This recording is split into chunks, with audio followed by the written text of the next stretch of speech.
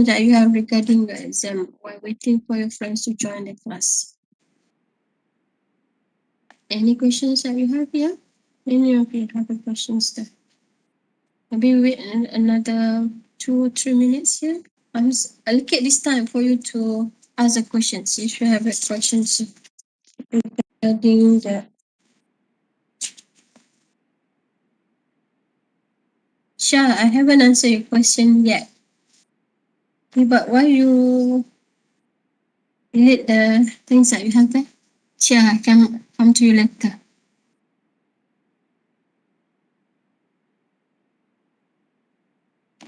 Any questions that you have before we proceed?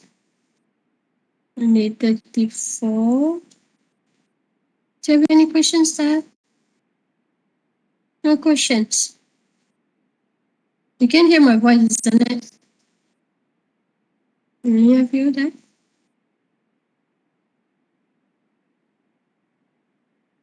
Okay. So what you have here in chat box? What's your questions? Okay, so I know that the past year questions that you have here, but I haven't go through that questions yet. Okay. Okay. Okay, so.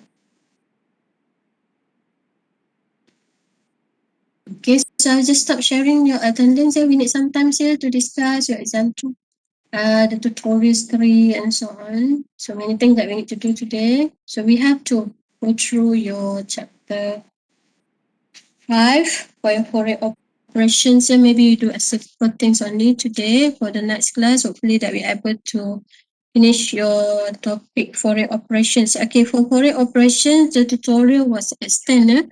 Extend to 30 of May means that next Sunday you need to submit your tutorials on the foreign operations. And then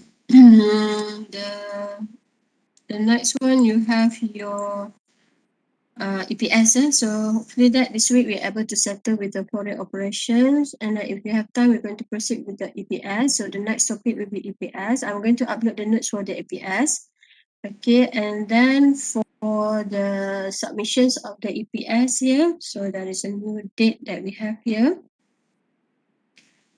Okay, I'm going to proceed with this one. Okay, just want to inform you regarding your submissions of tutorials. Already changed the date. Okay, so for tutorials on foreign operation, where's my pencil?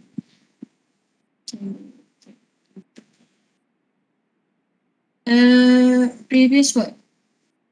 Okay, now I'm going to explain to you about this one, yeah? Regarding your tutorials, they cannot bring it.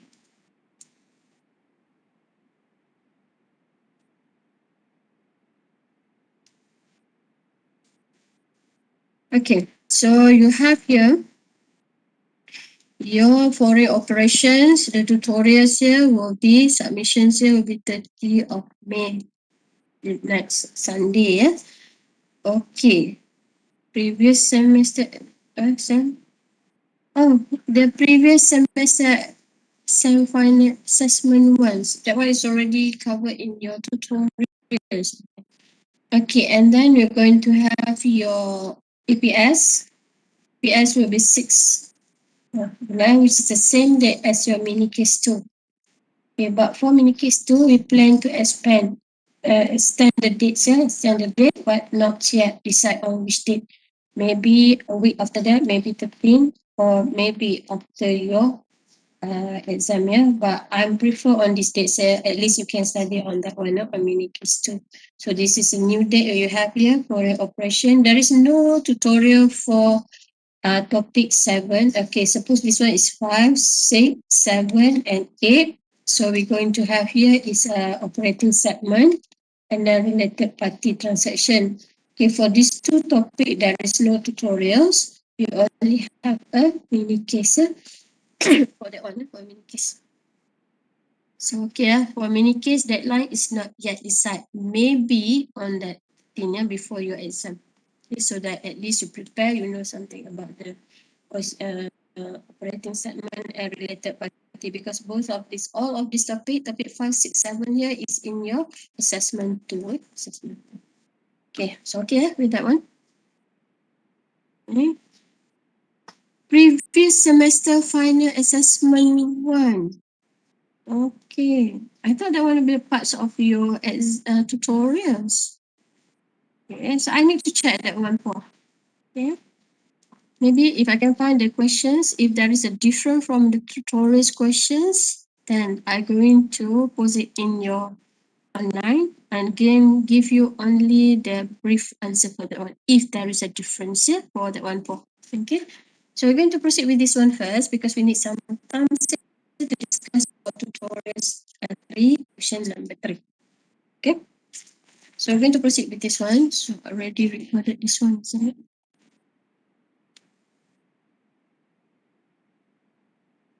Okay, so we're going to proceed with the Fourier operations here. Okay, so for Fourier operations that we need to have here is topic 5 about Fourier operation. So learning objective here, actually the things that you have in slide is a little bit redundant. So, okay, never mind. So just proceed. Okay, briefly on this. Some of the things maybe I'm going to skip because it's repeat so many times. Okay, so we're going to look at here for the understand the principle and practice of accounting for foreign or currency operations. To understand the requirement of statute and the standards of accounting for foreign currency operation. Translation. Okay, this is the important thing that we're going to focus here is to deal with the translations of the transaction. So we have two things here. The first one is to translate the transaction. And then the other one is to translate a financial statement. So in the case when you have a branch outside nations, okay, let's say branch in Singapore, so you need to translate, which is prepared. They're going to prepare the financial statement in Singapore dollar. Okay, so once you want to consolidate here, you need to translate it to Malaysian ringgit. So this one is related with the translations of financial statement. So we have two types of transaction. Translation of transaction, the other one is transactions of financial statements. Okay, now we're going to look at the things that, another thing that is important here, we're going to look at the treatment for the exchange difference. Treatments of exchange difference here, so once you translate from Singapore dollar, for example, to Malaysian ringgit, there will be a exchange difference. Exchange difference here, if the gain or loss here, either we're going to transfer it to P&L or transfer it to others comprehensive income. So it depends. Okay, so the things that is important is these two things.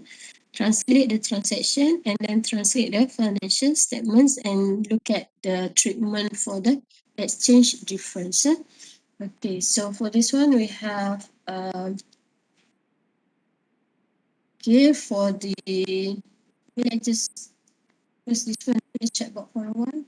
If you have anything, please pass up there on this one. Cannot see some of them. Just close this one. Okay, so for the standard that we're using here is 1-to-1. So effect of changes in the foreign exchange rate. So you have foreign activity, you have two types here. Either that one is related with the transaction, and then the other one is a foreign operation.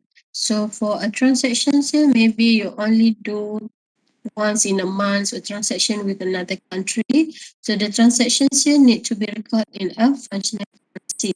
Initial and then at the end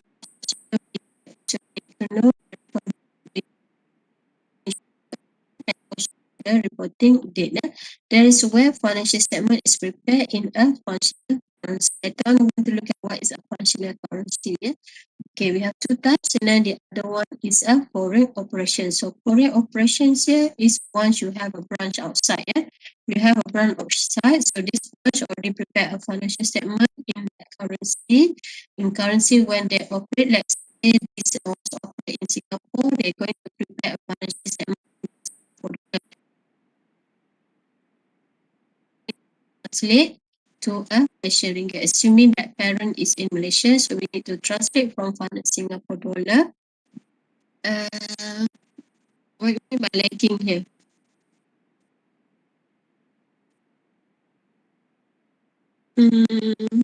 Okay, well, you can see the slide, isn't it?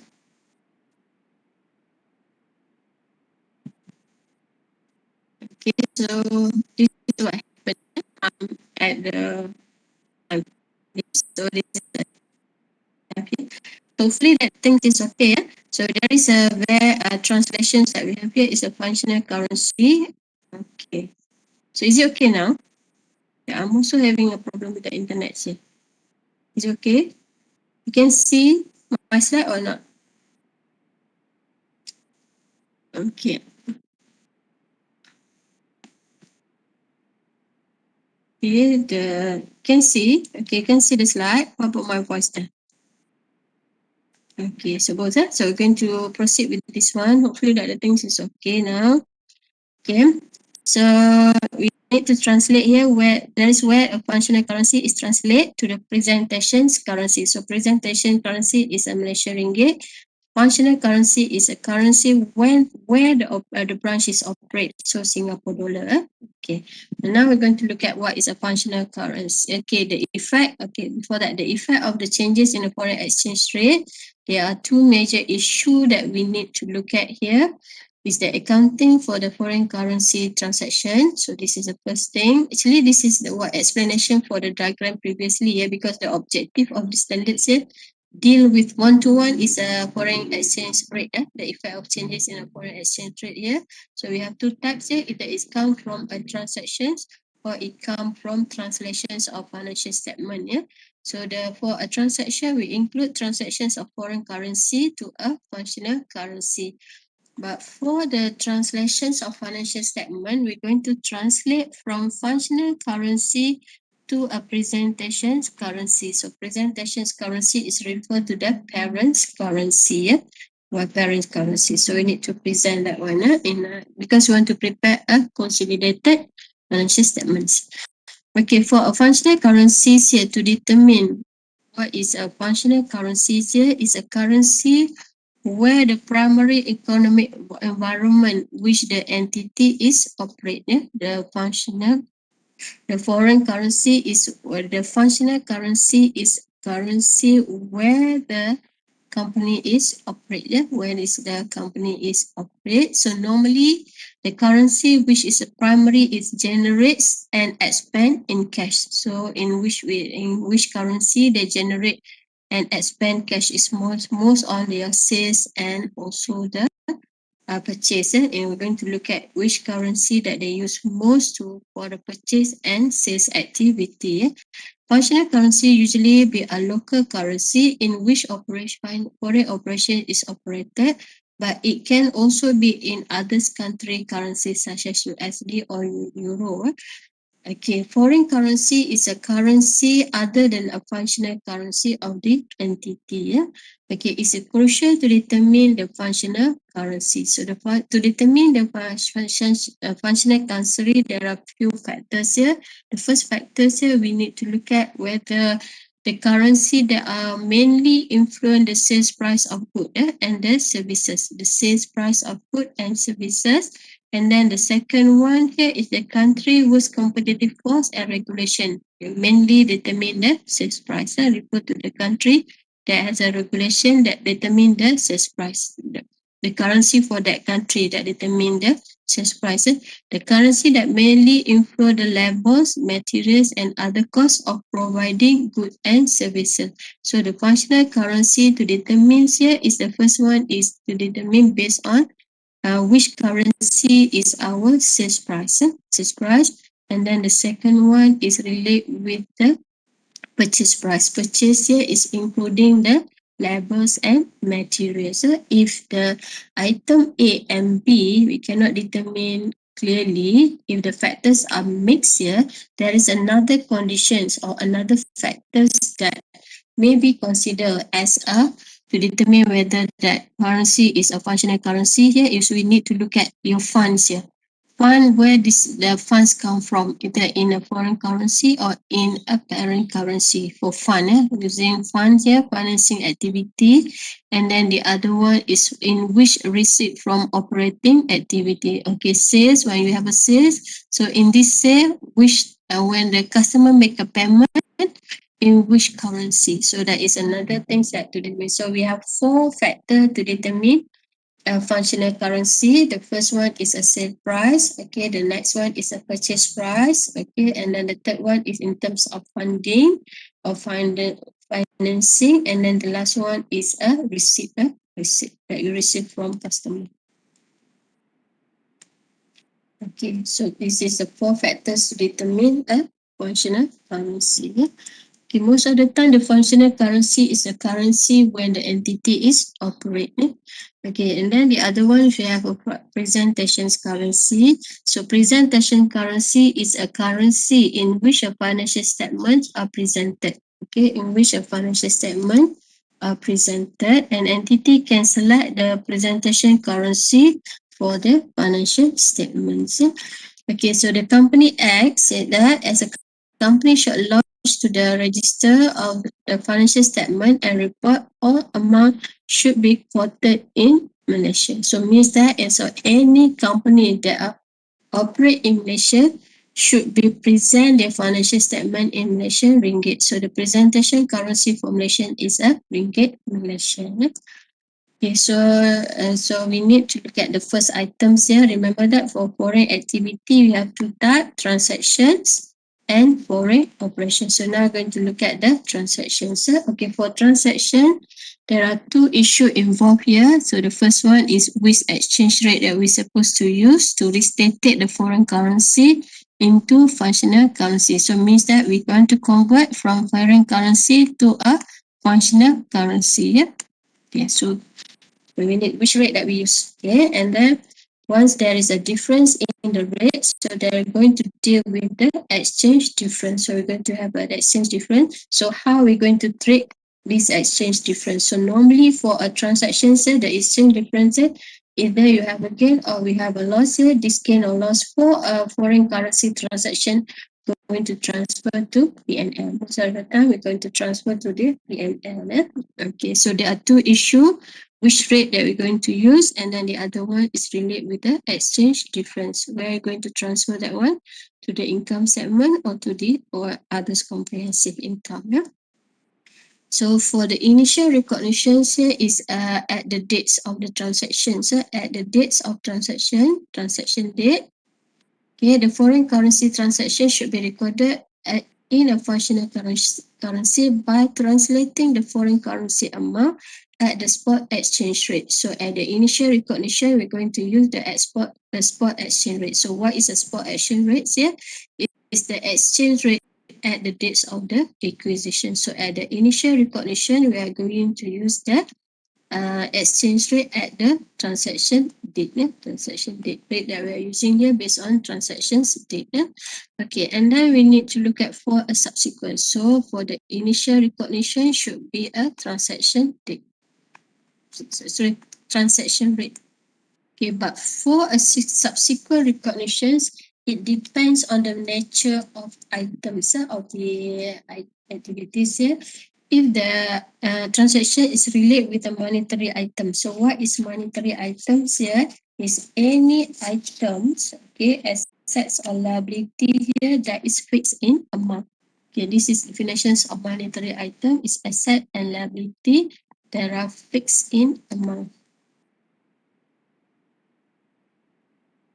Okay, fixed in amount here means that examples here is your current asset. So all your current asset is already fixed in amount plus your liability. So liability here including long-term liability and also a current liability. So all the assets and liability that are fixed in the amount is considered as a monetary item, which include all current asset and also liability. So for liability here is for all the current liability and also a long-term liability, because most of the long-term liability, for example, they have a face value, so the amount is already fixed. So this item is considered as a monetary item. So current asset and all liability.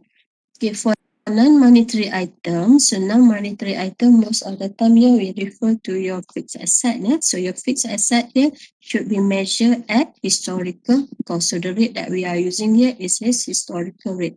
For monetary item, we are using a closing rate. Closing rate here is a rate at financial year end. Okay, that is your closing rate. Yeah? Okay, for non-monetary item that at fair value, which is measured at fair value, the rate that we use here is a rate at the fair value when the fair value of was measured. For example, when you have a revaluation. So let's say when you revalue your non-financial asset, so that non-financial asset should be measured at the revaluation rate. For another example here is your fair value through others comprehensive income. Others comprehensive income, this one is related with your investment. So if your investments was in others comprehensive income, when you revalue here, you need to revalue at the fair value at the date when you do the revaluation, so or when the fair values was measured. Okay, now how we're going to treat the exchange difference. So most of the time, the exchange difference with a transaction is going to be transferred to P&L account, to profit or loss, except for the monetary item which go through others comprehensive income. Let's say this monetary item changes in value, we transfer to OCI. Okay, we transfer to OCI. So once there is an exchange difference, also need to transfer to OCI. Also, it depends on your previous treatment, how you treat this and changes in the value of the non-monetary item. And then for the net investments here, so the net investments here is related with the investment in a foreign operation. So investment in foreign operation, either we transfer it to others comprehensive income, and then once we dispose it, when dispose that foreign operations here, we need to transfer from OCI to P&L. Okay, so this is what you have. This is the explanations, para 28, about the explanations about the diagram previously. The exchange difference arising on the settlements of monetary item or translating monetary item at the rate different from those at which are translated by the original operation during the period on the previous financial statement should be recognized in profit or loss. So monetary item changes in the difference in monetary item going to transfer to P&L. When there is a gains of non-monetary item, and then this gain will recognized in others comprehensive income. So if there is a changes in the value of non-monetary item, previously we treat as others comprehensive income. So if there is any difference in the exchange component, so the gain or loss also need to be recognized in others comprehensive income. So we need to follow the previous treatments that we have done for the non-monetary item. In conversely or contradict to that one, when the gain or loss of monetary item is recognized in the P&L, so any exchange difference also need to be recognized in the P&L. It depends on your previous statement. If the change in the value of non-monetary item recognized in others comprehensive income, so the exchange components, exchange difference also need to recognize in others comprehensive income. But if the changes in the value of others comprehensive income, the changes in the value of non-monetary item was recognized in profit or loss. So if there is any exchange difference, then we're going to recognize in profit or loss also. Depend on the previous treatment. Yeah? Okay, exchange difference arising on monetary item that form parts of repeating entity of net investment in operating or foreign operations. So when you have investment in a foreign operation should be recognized in P&L in a separate financial statement of the reporting entity or individual financial statement of the foreign operation as appropriate in a financial statement that include a foreign operation and reporting entity such as consolidated financial statement. Such exchange difference should be recognized initially in others comprehensive income and then need to be reclassified from equity to P&L. So for the foreign operation, the changes, gain or loss here, going to recognize in others comprehensive income. So once you dispose the operations here, going to recognize it to P&L. Okay. So this is what we're going to look at for this one. So example that we have here. Okay, for example one, we try to look at this one. Yeah? Okay, Malaysian's company, and it's a Malaysian company whose functional currency was in ringgit Malaysia, sold goods. Okay, Malaysia sold goods to customer in US. Okay, sold.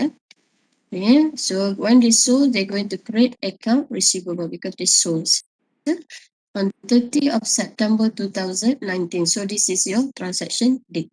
Okay, the payment is going to be received on 30th of November 2019. So this one will be your settlement date. Okay, payment. So they're going to settle before the financial year end. Okay, they're going to settle on 30th of November. So the exchange rate is as follows. So you have two types here, selling and buying. So what we mean by selling and buying here? The selling and buying here is the quoted price or the quoted selling and buying exchange rate present the as-bid spread that commercial bank. So we look at the selling and buying here in the perspective of bank. So bank quote when they offer to sell or to buy a foreign currency respectively. Yeah? In the term of selling, buying here is in the bank perspective. Yeah? Okay, so in this example here, so once Malaysia sold to US, so once Malaysia sold to US means that Malaysia has a US dollar because once the customer paid, they're going to pay at the USD. So they has the US dollar. So now they want to change this US dollar.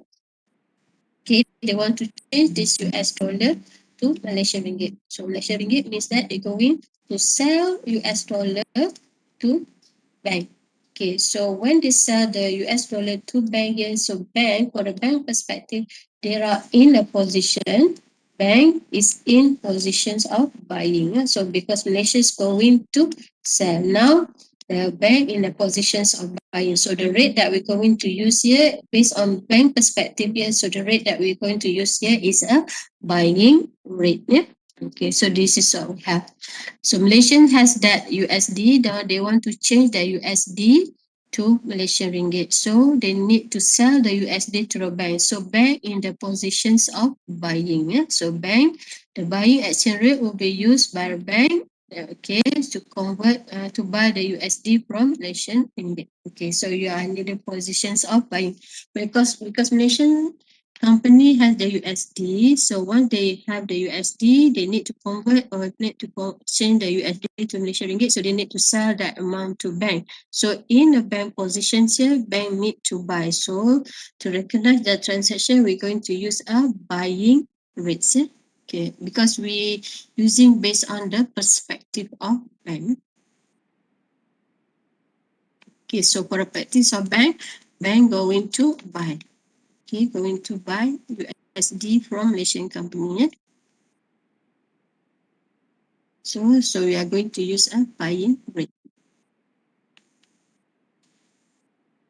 Okay, so buying rates here, if you look at here, on 30th of September at the transaction date, the buying rate was RM4.35 here. So it sells that one at 10,000 USD. So time with RM4.35. So debit account receivables and then credit sale. Okay, and then the customer paid. The customer paid on 30th November. So 30th November, if you look at here, at the transaction date, the rate was RM4.35. Okay, so the account receivable was paid during that date was at RM4.35. When they want to make a payment, the ringgit was reduced to RM4.75. So there is a reducing here. So reducing in account receivables, if you look at the difference here is 0.18, 0.18 reduce. So reduce here, reduce in account receivables value means that you're going to have a loss. Going to have a loss. So at that date, the cash that you're going to receive here is only at RM4.17 based on the rate at 30th of November based on buying rate. RM4.17. Credit account receivable should be at this amount because you want to close this account receivable, sorry, at this amount. Okay, and then the difference that we have here is 1,800 or 18 cent time with 10,000. So you're going to have a loss in this case. Why we have a loss here? Because at the first place, the amount of account receivable was RM4.35, but when they want to make a payment, they only need to pay only RM4.17. So you're going to have a loss of 18 cents. Yeah? Okay. So that is what we have here. Okay, so done with example 1. If you have any question, please, I cannot see some of the things that you put in the chat box there. Okay, so on 1st of December 2019, Okay, 1st of November 2019, and purchase. Okay, now and purchase raw materials from supplier in Singapore. Okay, using Singapore dollar. Okay, so purchase. So once you purchase, you're going to create accounts payables. The payment is due on 1st of February, and then prepare a financial statement on 31st December. So this is a action rate. So you're going to here is the transaction date or initial recognition date. This one is your reporting date, and then the next one is your settlement date. Okay, payment was due on 1st of February. So if you look at here, every single date you need to prepare the journal entry to find if there is an exchange difference. Okay, exchange difference. So every single date here, if you look at here, now you need to decide. You are in the positions of selling or buying. So Malaysians purchase goods in Singapore dollars. So once Malaysia want to make a payment, they need to, Malaysian need to have, Singapore dollar. So once they need to have the Singapore dollar, they're going to go to the bank. It means that they need to buy. They need to have the Singapore dollar. So the bank, they're going to buy from bank. So bank in the positions of selling. So bank in the position of selling. So we are using this rate. Okay, so if you look at here, the rates here on the initial recognition date was 3.02. And then on the reporting dates, the rates has been reduced. So reduce here, if you look at here, when you have a reduce here, so it means that is my point. Okay, so once you have a reduce here, and this is your account payable. So once your account payable is reduced here, so means that you're going to have some sorts of gain. So also reduce, so going to have a gain. So every times here, every date you need to prepare a journal entry to record for the exchange difference because there is a difference in the rate. We start with 302, now it become 2.96. Okay, so look at this one. Said that Malaysia was in the position to exchange the ringgit Malaysia to Singapore dollars to pay for the purchase. So they're going to buy from bank. Okay, they're going to buy from bank. Okay, bank in the position of selling. So we're going to use the selling exchange rate. Okay, so the journal entry here on 1st of December. So 1st of December here is your initial recognition date. So this is initial recognition date. So we're going to debit purchase or inventory and then credits account payable rate during that time here is 3.02. So your account payable, you create your account payable. The value is 6,400. Okay. And then on 31st December, again, we need to prepare the journal entry on 31st December here because we want to close the account. So close the account because now you are at the financial year end. So before this, the rate was 3.02. Now the rate become 2.96. 2.96 that you have here. So the difference that we have here is 0.06. 0.06. So since this is your account payable, reduce means that you're going to have a reduce in account payables means that you're going to have a gain. Okay, so value of your account payables has been reduced. Okay, 6 cents times with 20,000. 20,000.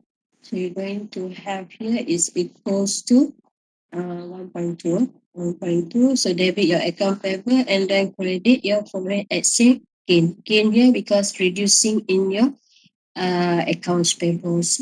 Okay, on 1st of February, when the payment settlement date here, this is a settlement date. So at the settlement date, from 2 ringgit and 96 cents, you only need to pay 2 ringgit and 89. So still reduce in accounts payable in terms of cash that you need to pay. So you're going to have a gain also for this one. Yeah? Okay, so once you want to settle, you're going to settle. Cash that you need to pay here is only 2 ringgit and 89. So time is 20. So you have 57,800. Your account payable, so you need to close your account payable. If you look at here, the beginning balance of your account payable 6,400. And then minus on 31st December, you have reducing by 1 to 100. So the balance that you have here is 39,200. So to close your account, the balance based on the balance that we have here. So debit accounts payable. Cash here is the amount that you need to pay is only 57. So the difference that we have here is again a foreign exchange gain, yeah, which is 0.07 times with 20,000. Okay, is it okay with that one? Okay, so we just proceed with the last examples. Okay. So the last examples here is example 3. So example 3, the first two examples here is related with a monetary items. Example 1 and example 2 here is a monetary item, yeah, because it's related with accounts, receivables, and account payable. Okay, example 3 here is related with your non-monetary item, yeah. Okay, so functional currency is a Malaysian ringgit. On 15 January, robot equipments on credit from Global Limited, foreign company using US currency amounting USD 15 million. So you bought from Korea, but you bought that one using US currency. Yeah? So even though you bought here, but with a Korean, but Korean currency rate that you're using here is USD. So you are using this one. Yeah? And then you're going to pay the equipments on 10th of January 2019. So you close the account on 31st December. So this is your initial recognition date. This is your reporting date. And then this is the settlement date. Yeah? So given to you, 1 USD is equal to 3 ringgit and 85. Yeah? Okay, so means that to have 1 ringgit, 1 USD, we need to pay 3 ringgit and 85. And then we look at here. If you look at here, the value of USD, 1 USD has been if you want to convert 1 USD to Malaysian ringgit, we need to pay 4 ringgit. So means that there is an increase here. So increase here means that you're going to have a loss here. Why you have a loss here? Because you bought here equipment, then you're going to create the accounts payable. So once the value of your accounts payable has been increased, means that you're going to have a loss. Okay, so we're going to prepare the journal entry for that 3 important date that we have here, initial, reporting, and the settlements. Yeah? Okay, for the initial recognitions date, okay, we are using the rates given here, USD 50 million times 385. So debit your PPE and then credit your accounts payables. Okay, why we need to credit your accounts payables instead of using note payables? Because the settlements here is within 12 months. You bought 15 January. Okay, 15 January 2018, you're going to settle that one 10 of January 2019. Yeah? So within a year, so we are using the accounts payable. If there is more than 1 year, then we're going to use that notes payable. So debit your PPE, okay, and then credit your accounts payable. Okay, so this one is the add in the initial recognition. Okay, now we're going to look at the next one. This one is to record the purchase. Okay, and then the next one is on 31st December. So 31st December is when you close your account, financial reporting date. This is your reporting date when you close the account. So during that time, from 3 ringgit and 85, now the value become 4 ringgit. So means that you need to pay more. The value of your account papers has been increase. So once there is increase by 0.15, so you need to time. The difference here is 0.15. 0.15 time with 50. So 50, or you need to compare here, the exchange loss during that time is 200. The value of your accounts receivable is 92.5. So means that there is an increase by 7.5 or 0.515 times with 50. Either one. Okay, so in this case, since the value of account payables has been increased, so you're going to have a loss. Credit your account payables and then credit the losses. Debit loss and then credit your accounts payable because the account payables has been increased. So in your P&L, profit and loss, you're going to have the exchange loss. This is the exchange loss that we have here, 7.5. And then in the statements of financial position, you're going to record your PPE at the acquisition state. Okay, the value should be at the acquisition date of your PPE. Account payables here based on the current value. Account payables here, we start with 192.5 and then plus another 7.5 on 31st December. Now the value become 200 here. Okay, that is the value of your account payable at the 31st December.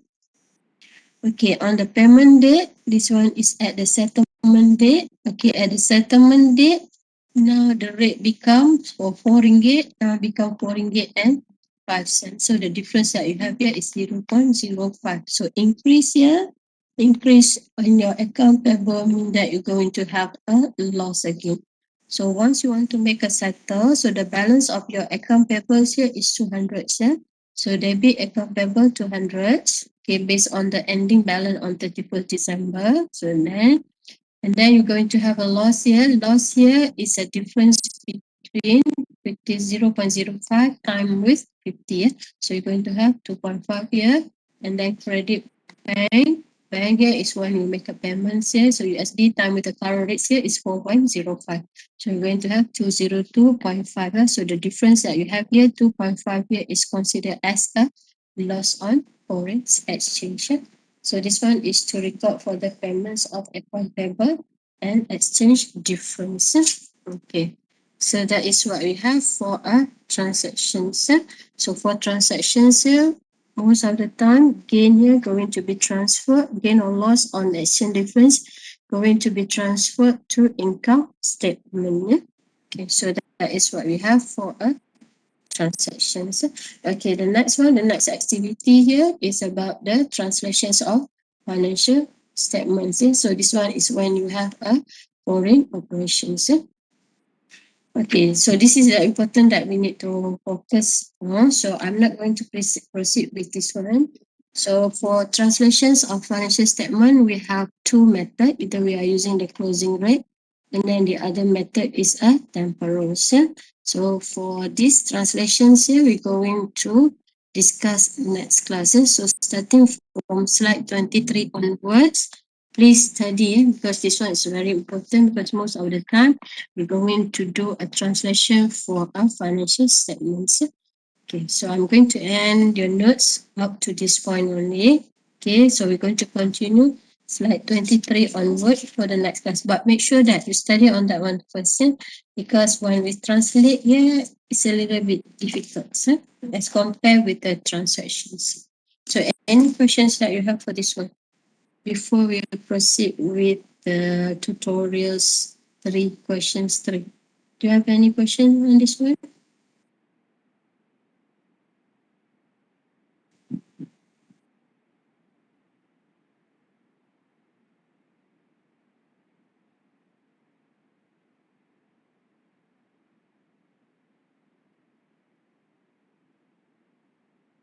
Okay, any questions that you have here? Okay, no questions here. So since there is no questions, okay. So can we stop sharing? So make sure that next class you study on this one onwards. After your exam, you're relaxed, then you study on this. On that Wednesday, you have time to study on this one until the end of the week. Okay, so we're going to proceed with your tutorial questions 3. Yeah, actually we already have the recorded PowerPoint. So if you have any question related to questions 3, you can look at that one. Stop sharing this video. So I need to find your tutorials first. Okay. Tutorials.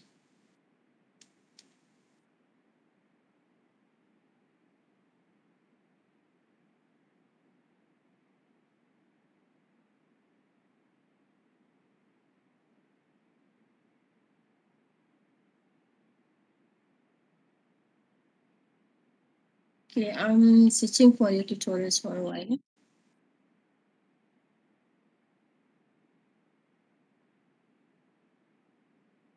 Okay.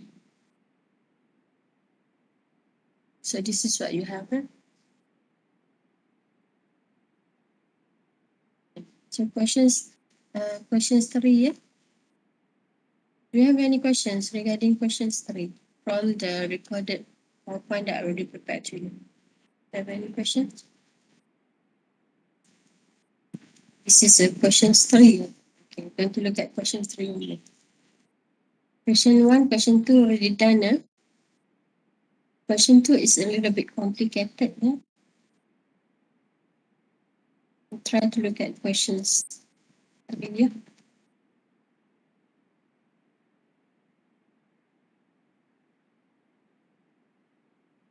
So, wait for a while.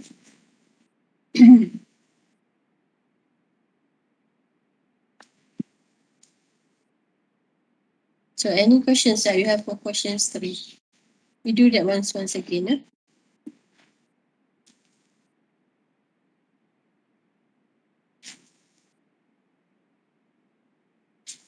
Okay, so look at this one once again. Okay. Okay, so to look at this one. Okay, 16 October 2018, P acquired 80% interest in A. Okay, so we're going to have here P to A, 80%. 80%. Okay, and then for cash consideration, 20 million, and then 60% interest in C. 60% interest in C. For cash consideration, 30 million. On the date, the acquisition, say the market price of shares and return profit for A and C was as follows. So the fair value of the company here is RM1.25 times with number of shares that we have in A here. So that's my questions. Okay, what is that? We need to find the question.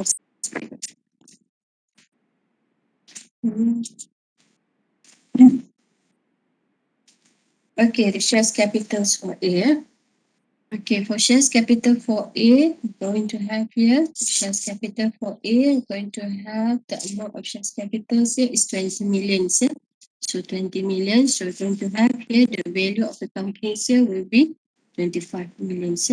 Okay, and then for C here, C here is RM1.40 times with the shares capital for C. Okay, shares capital for C, you have 30. Okay, so 30, 1.4, and 30. So you're going to have 32 here. Okay. And then the returns profit is 2 and 6. Okay, prior to that, C also acquired interest 80% in, so this one in the year 2017. So 2017, C already have 80% in B. Okay, 80% in B. And then for cash consideration 40 million when accumulated profit was 4 million. The consideration paid by C to acquire B were based on the proportionate shares of the fair value. So proportionate shares you paid here. Okay, if you look at here, the investment C in B here, C in B, the investment cost that you have here is 40. Yeah? So 40. Okay, to find the value of E, B means value. So 40 divided by 0.8. So the value of P here is equal to 50. Yeah? Okay, that is the value of P. Okay, and then it said that on 1st of January, so remember the value, A is 25, C 42, D 50. January 2020, P acquired 10% interest. Okay, P acquired 10% interest. So if you look at here, when P acquired 10% interest, this one.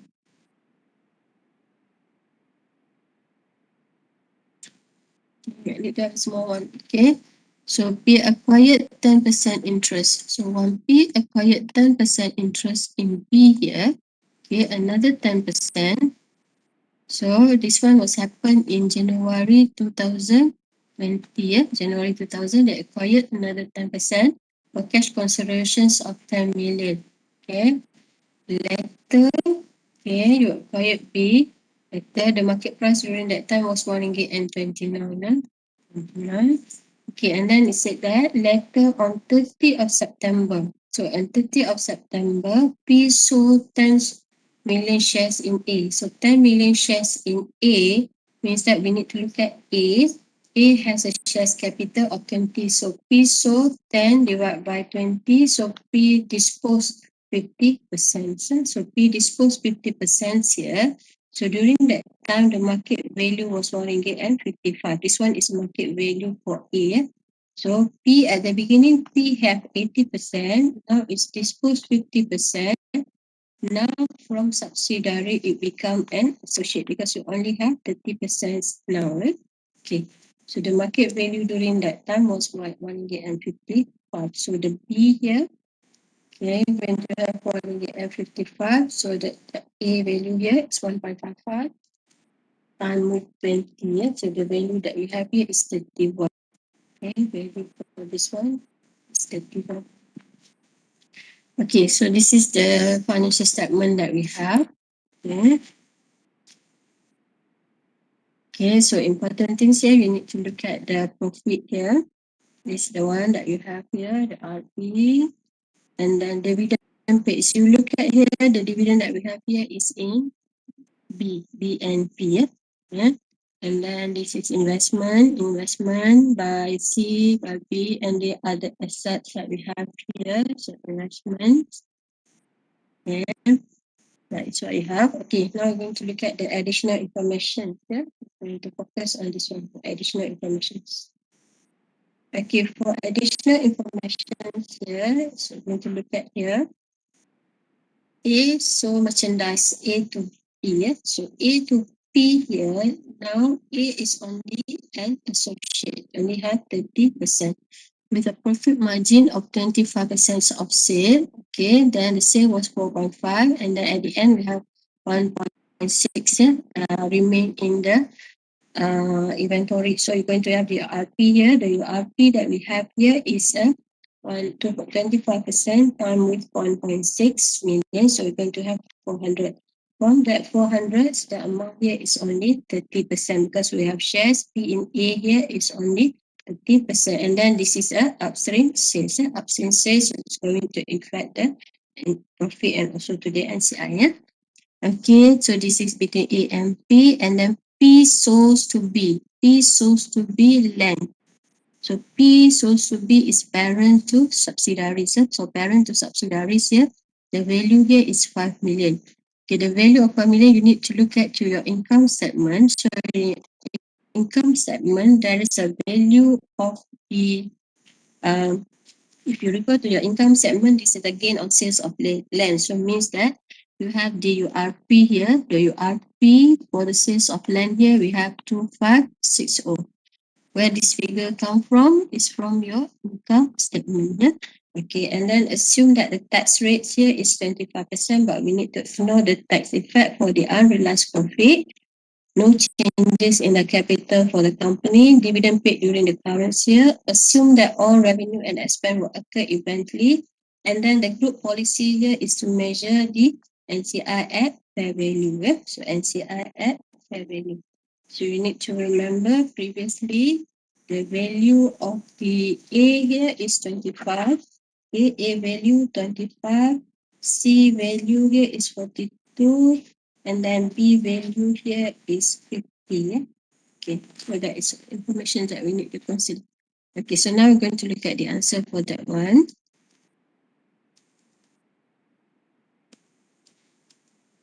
Okay, I just want to discuss with you the journal entry. Yeah? Okay, so we're going to look at answer for questions 3. Yeah? Okay, so this one is considered as a movement in equity. Why this one is a movement in equity here? Because we have here, okay, so we look at here, P to A have 80%. At the beginning is 80%. And then you dispose this one on 1st of 30th of September. So dispose here 30th of September, dispose. So dispose means that before this date you need to prepare a consolidated financial statement with it. After 30th of September, it become an associate. Before that it's still a subsidiary. Okay, so directly at the beginning, at the acquisition, at the beginning, you have 80%. Okay, means that NCI has another 20%. Okay, in C,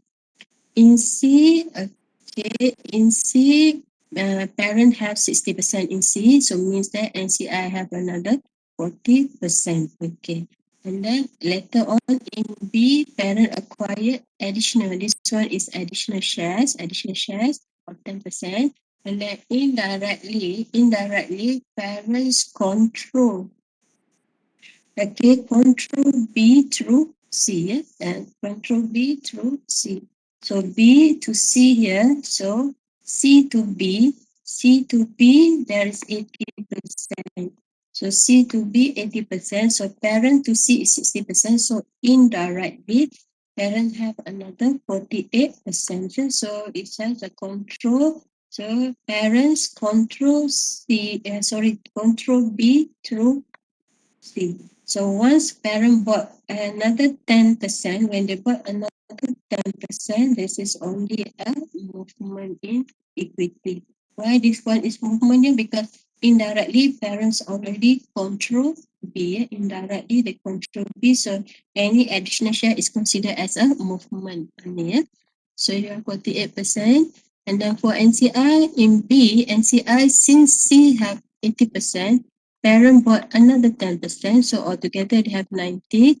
So directly, so direct in NCI have 10%. Indirect here is 40 times with 80. So 40 times with 80, so we have another 32. So we have 42 for the NCI. Okay, now going to look at for the journal entry. Okay, for the journal entry, we look at for P&A first. Okay, for P&A at the beginning, you have 80%. Now you dispose 50%, dispose 50%. So means that you have another 30% as a remaining. So for remaining here, you need to remeasure. Okay, remaining that you have here, you have to remeasure. And then for disposal, we need to calculate for the gain on disposals. Okay, so two things that we need to do here. Okay, the first thing is look at the remaining, and also the other one is for a disposal. So you dispose 50%, you already calculate here. So now we're going to calculate for the remeasurement. So we need to remeasure the 30%. Remaining state that we have here is 30%. So now we become only an associate. P to A is only an associate. So we need to calculate the carrying amounts here. So the carrying amount, we already calculate the value of A here.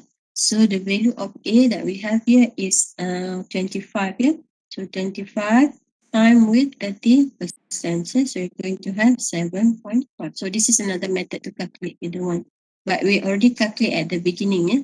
So when P acquired A, the value here is 1 ringgit and 25 times with 20. Yeah? So you're going to have 25. So 25 times with 30%. Yeah? Okay, so the investment also going to be increased due to the return profit. Okay, return profit here is return profit brought forward minus the return profit at the acquisition.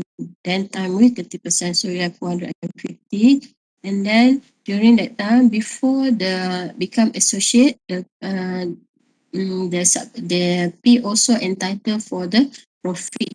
Profit up to 9 months only. Yeah? So 9 months that we have here is 30% time with 2,000. So up to 9 months. So we're going to have 450. So altogether going to have 8.4. So 8.4 compare with the fair value. So how to find the fair value that we have here? During that time on 30th of September, the price was 1 ringgit and 55. So 1 ringgit and 55 times with 20. Yeah? So you're going to have 31. Yeah? So 31 times with 30%. So you're going to have 9.3. So 9.3 is the fair value at 30th of September. So you're going to have that fair value. So the remeasurement gain that we have here is a difference between these two figures. So we're going to have 900. So we settle for the remaining. Yeah? Okay, the next one we need to calculate for the disposal. Okay, for the disposals here, okay, cash consideration that you receive here is 14.2. Need to minus the cost of investment. The cost of investments here, the value here is 25 at the acquisition date, time with 50%. Want to find the value of the cost, the portion that we dispose. So we're going to have 12.5. So gain to the parents that you have here is 1.7. So gain to the parent need to adjust with the post-acquisition reserve to find the gain to the groups here. So for post-acquisition reserve, the same thing that you have here, but this time you need to time with 50%. It's come from the RE and also from the profit for the years. So RE brought forward minus LA at acquisition time with 50. Okay, look at the difference here in terms of this one only. This one is 50, this one is 30. Yeah. And then shares of profit up to 9 months, so you're going to have 750, and then altogether you're going to have 1.5 here. So compare with this one, you're going to have 200 here. 200 here is gain on disposal, so gain and disposal, and then gain to the groups here, we need to add together gain and disposal plus a remeasurement gain. So remeasurement gain that we have here is 900 from here. Okay. So altogether gain to the groups here will be 1.1. Okay. So that one is a disposal. Okay, now prepare the journal entry. So the journal entries here, the first thing we need to record for the RE that we have here. So for the RE, we report back item number one here. So this is RE portion that you receive from a disposal of that 50%. And then this one is for the remaining. So the remaining here is because it's remain here, the shares of profit here going to increase the investments. So there be investment in associate and then credit the returns profit. Yeah? So this one is gain on disposal and then this is your investment in associate. Okay, and then next one we need to account for the remeasurement gain. Yeah? Remeasurement gain that we have here is the difference between the fair value and the carried amount. Carried amount here we have 900. So the big investment in associate credit gain on disposal, even though it's related with the remeasurement, but we still use the term of disposals here. Okay, so we're going to have 900. This one is to record for remeasurement. Okay. And then after that, we need to account for the shares of profit for the years. Shares of profit, which is up to 9 months.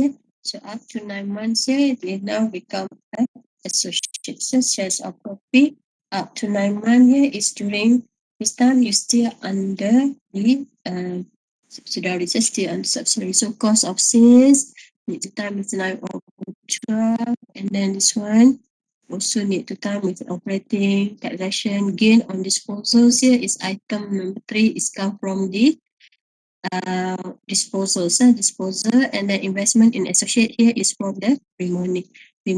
And then the NCI here, NCI at the beginning, the NCI have 20 shares. Okay, so this one is before they become an associate. Okay, before they dispose the shares. Okay, so we're going to have 20%. Okay, for the sources, so 20%, they're going to have NCI 300 staff, and then credit a revenue. Okay, to consolidate the result up to 9 months only, because from January 2020 until 30 of September, during this time is still a subsidiary. After 30 of September, it becomes an associate. Okay. So for associates here, we need to account once we're done up to the 30th of September. Now we need to account for the profit for the another 3 months. So now you become associate. So associate here, you're entitled for the profit for the year. So profit for the year is 2,000 time with 3 over 12. That one is for 3 months after 30th of September, and then time with 30%. Now your shares is only 30%. So debit investment, credit shares of profit. Okay, and then this one is to record for the URP. So URP that we already calculate here is 400. Okay, 1.6 times with 25%. This one is 400. But we need to time with 30% because now this is a portion for the associate. So debit shares of profit in associate, credit inventory. This one is to record for the URP.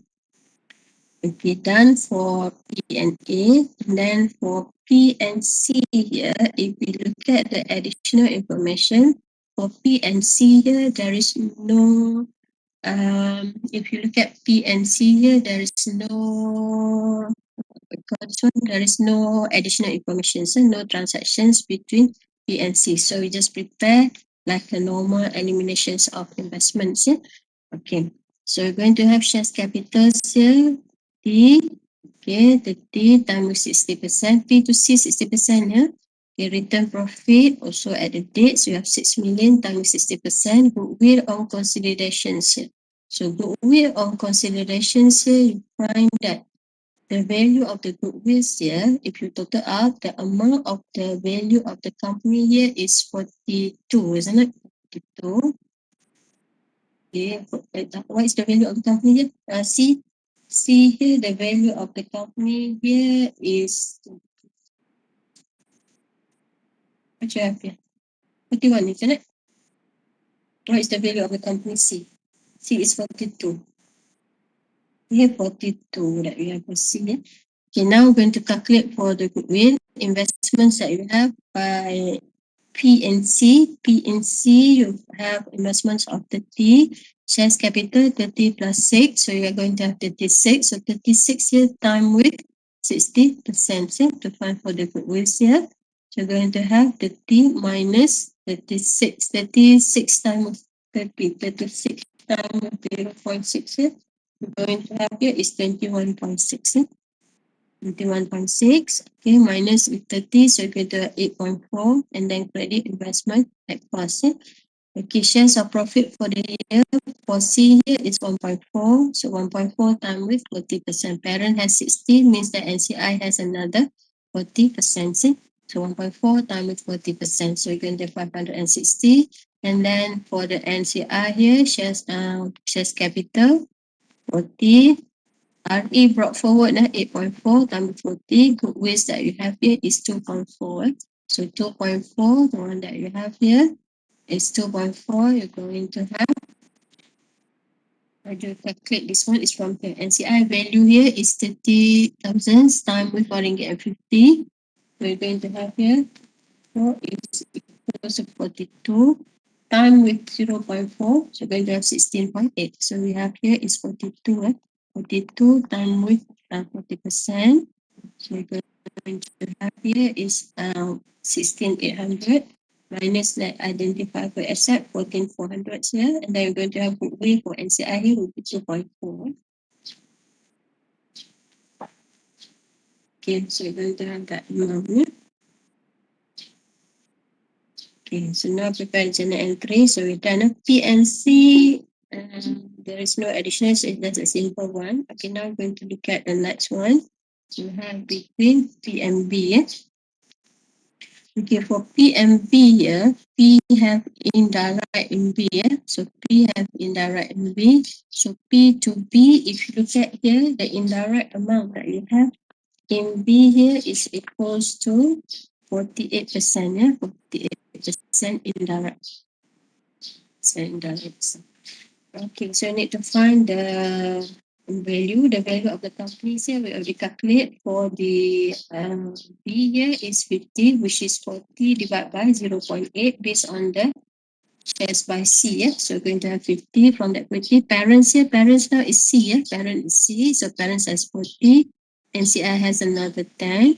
The fair value of net identifiable asset 44, so goodwill will be 6. So from that 6, 44.8 is to parents, and then another 1.2 here is to NCI. But parent here is parent C, so we need to find goodwill for P. So goodwill for P here, so since P has indirect interest in B through C, so goodwill for P is 60% in C times with the amount of goodwill in C 480.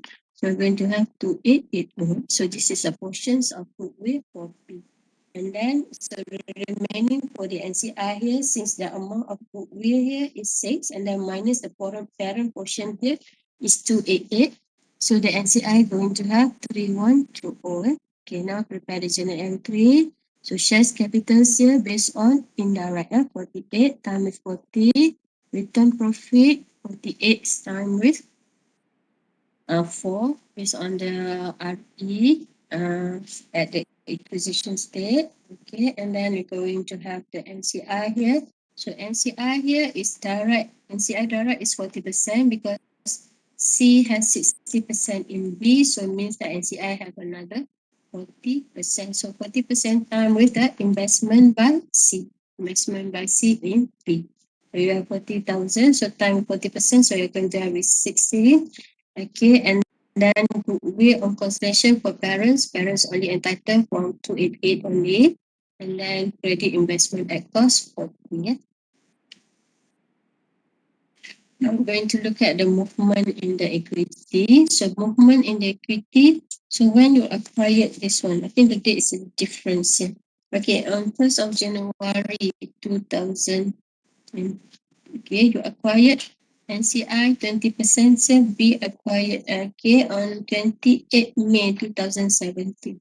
On 28 May 2017 at the date when C acquired B. Yeah? So during this time, C acquired B 80%, so means that NCI has 20%. So, okay, the fair value during that time is 50. Yeah? 50. So to find the value for NCI here is 20 times with 20%. So you're going to have 10. Actually, we already calculate previously, yeah? And then post acquisition reserve 5.6 here is RE brought forward minus RE at the acquisition time with 20%. So we have 320. So the carrying amount here will be 10,320. Okay, so from that 10,320, you're going to transfer to parent. Transfer to parents here. Parent bought interest on 1st of January 2000. Okay, 1st of January 2020. Yeah, so parents bought another 10%. Parent bought another 10% here. So to transfer to the parent, 10% divided by 20% from the original NCI, direct NCI, time with the carrying amount. So you're going to have 5160. 5160 time with 10 time 20 time with the 10 over 20% time with 10320. So you're going to have 5160. Compare with the purchase. Parents acquired interest for 8 million. So parent paid 8 million. So parent paid more than the CA. So when parent paid more than CA, then we're going to have a negative movement in RE. So negative movement in RE means that we need to debit the equity. RE is referred to the equity. So we need to debit the RE. Okay, prepare the journal entry, debit investment, 8 million that parent paid. Okay, and then credit investment, debit the NCI because NCI need to transfer that 10% from its carry amount to parents. So it's going to reduce the NCI. Now NCI become 10%. Yeah. Okay, and then this return profit here is a negative movement. Okay. And then at the acquisition state, we prepare the journal entry here is to establish NCI. So to establish NCI here is at the acquisition date, which is on the 28 May 2017. Yeah? So to establish, so during that time, NCI has 52%. Where to get that 52%? 20 direct plus 32 indirect. Direct, so they have 52%. Time with the shares capital 50, and then RA brought forward, and then we say we already calculate previously, and then the NCI here will be 26,832. And then the NCI also entitled for the profit of the year. So profit of the year now, the portion of NCI here starting from 1st of January 2020, parents bought another 10%. Parent add another 10%, so means that the NCI going to reduce from 20% to 10%, minus 10%. So now reduce 10% here. So at the beginning we have 52 and then minus 10. So going to have 42% only. So the shares of profit only 42% for the NCI. Okay, and then this one is related with the gains here is item number 2. Okay, item number 2. Information here, gain on the sales and then credit line or other assets here. Okay, this one is If you look at here, where these figures come from here is from your gain analysis, okay, from your income statement. Yeah? Okay, so income statement. Okay, and then the dividends, okay, B paid dividends of 1.8. So B paid dividend 1.8. So portions for the parents here is a 90%. 80% is from C and then plus another 10% that parent bought additional. So altogether, they're going to have 90%. See? Debit dividend income and then credit the debit NCI also and then credit the dividend. That is what you have. Okay, I think that is the end. And then we have the statements of financial positions, and the other one is from the journal entry. We prepare the this one is based on the information that we based on this questions. We are using this one because I don't make amendment to the questions. Okay, so we are using this one. So from the journal entry, then we prepare the consolidated income statement and also the this one is based on income, and the dividend income is based on the net methods. Okay, and then also the statements of financial positions. Okay, so any questions that you have here? Hmm? Any questions that you have here?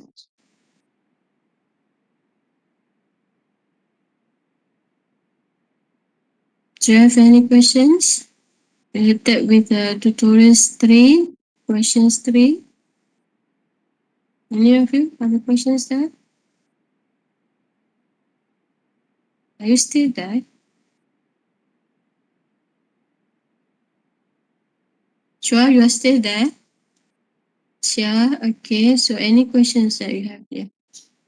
So we have done with the tutorial. So for the exam tomorrow, please use the answer booklet when you submit your exam within that 5:30 only. I mean that you need to submit before that 5:30 together with your honor pledge form using the answer booklet. Yeah, and then make sure that you submit that one together with the answer booklet. And then for revisions, focus on your, please redo again your tutorial question, especially question 1 and question 3, and then refer to your notes. Part 2, refer again example 4, example 3. Yeah? That one is very important. For topic 3, topic 4, you just redo your tutorials one again. Okay, and also the example, study on that one. Okay. So do you have any questions on regarding anything, exam or whatever that you have here? Any questions that you have here? So you're ready for tomorrow exam, eh? Hopefully that last page, please put it the last page, your page form.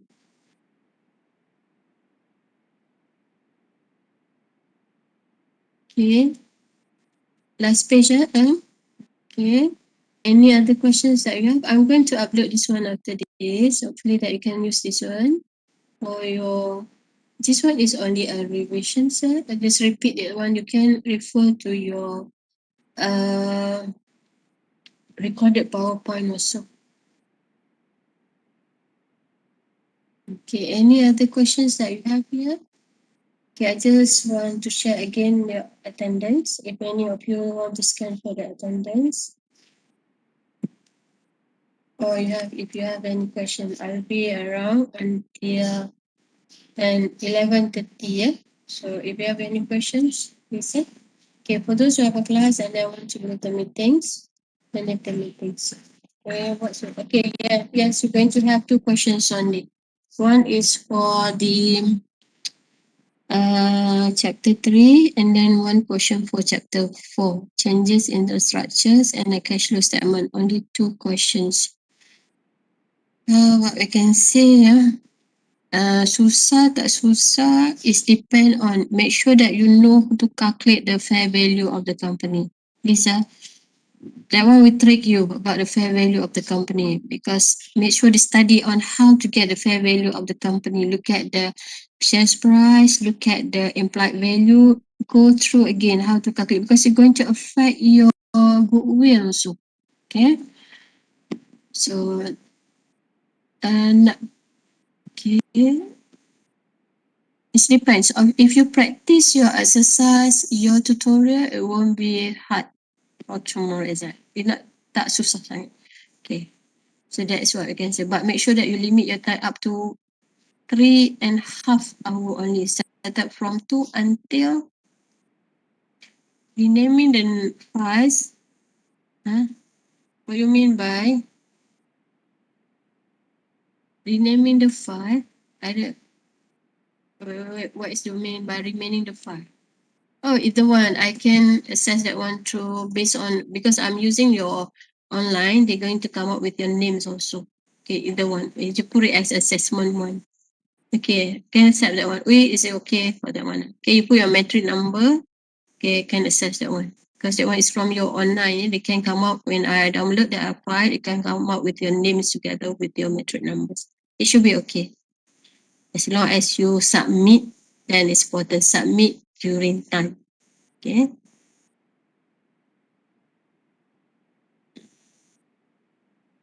Okay, any other questions that you have here? So if you Doctor, uh-huh. I have sent the two set passing to your So, WhatsApp. uh, Can I share the screen? can I answer Okay. just here for a while? Can I answer Chang question first? Okay. Okay. Okay, in the chat box. Okay, for a while, Chia. Okay, so for Chang questions here, why we use 52? So 52 is to establish the NCI. So to establish an NCI is at the acquisition date. So at the acquisition date, NCI has 20% direct, and then another 32 from indirect. So altogether you have 52. But after 1st of January 2020, P bought another 10%. So we need to minus 10% from the NCI. So from 52 minus 10%, now we're going to have 42. So for that year, for the current profit for that year, NCI only have 42% because P bought on 1st of January 2020. Yes. Okay, is it okay, Chang, with that answer? Okay, Chang want to add manually. Okay, so Chia, okay, can we proceed with Chia? For those who have a class, you can leave the meetings. Okay, for Chia, what you want to share, Chia?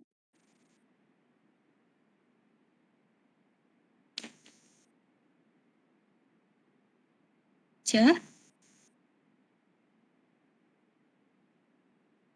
Yes, Doctor. What you Can I want share to the share with screen? us? Mm-hmm.